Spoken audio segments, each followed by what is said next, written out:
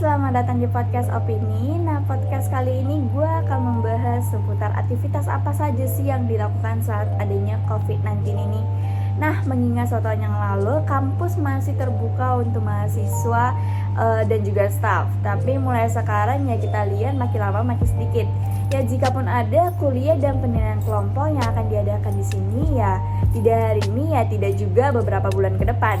Nah, tindakan pencegahan setelah coronavirus ini telah secara efektif membuat semua institusi pendidikan terganti menjadi online. Nah, bagaimana semuanya berhasil? Saya Jennifer kembali di sini dalam podcast mengambil kesempatan untuk membacakan beberapa wawancara yang sudah saya ajukan kepada beberapa dosen dan juga mahasiswa. Dan ini adalah kisah mereka mengajar dan belajar selama masa pandemi corona ini.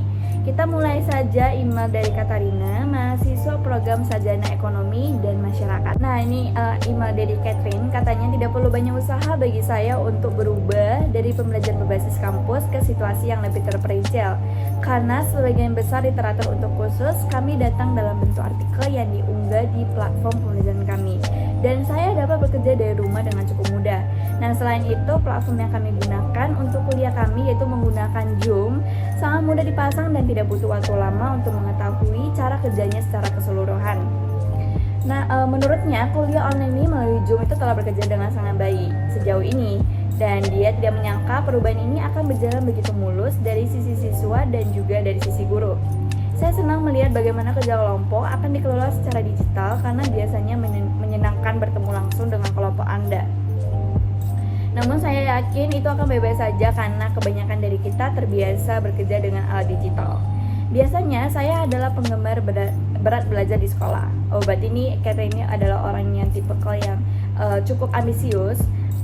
Karena lalu menurutnya karena sangat mudah bagi saya untuk terganggu di rumah.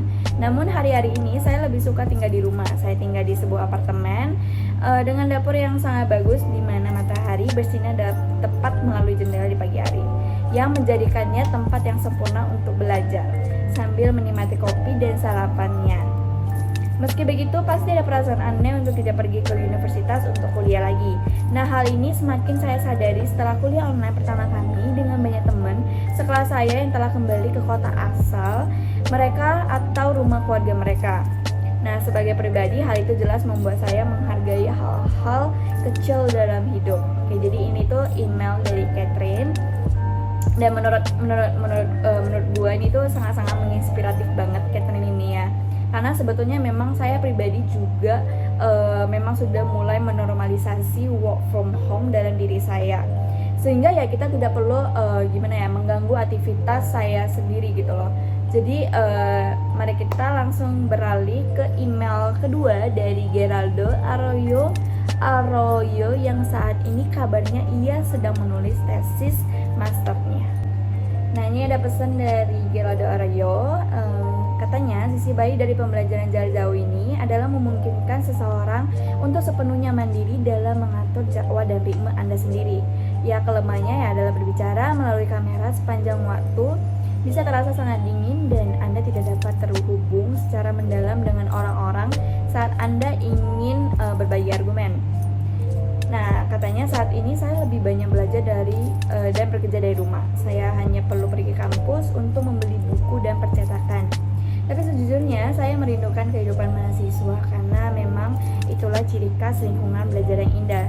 Pembatalan wisuda di akhir semester juga menjadi berita yang sangat dinanti, meski sebenarnya bisa dimaklumi. Jadi secara umum menurutnya saya akan mengatakan bahwa perubahan gaya hidup ini dan gaya belajar yang tiba-tiba ini tidak terlalu mempengaruhi saya karena generasi kita terbiasa menggunakan alat teknologi yang berbeda. Namun kita melewatkan interaksi manusia karena ini penting untuk proses pengalaman belajar. Dan ini adalah penegasan bahwa masa depan pembelajaran harus memiliki pendekatan campuran.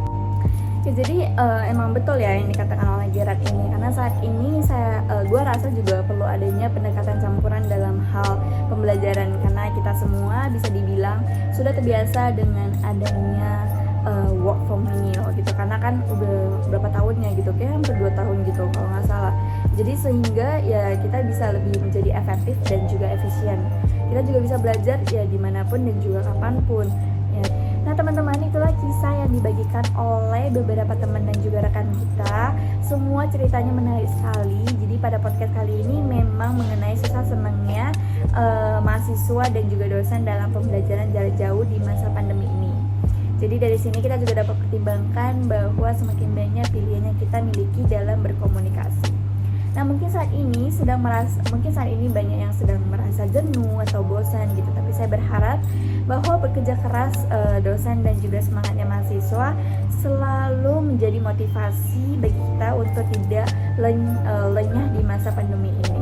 Oke, saya Jennifer pamit undur diri. Terima kasih kepada semua yang sudah hadir dan juga sudah mendengarkan.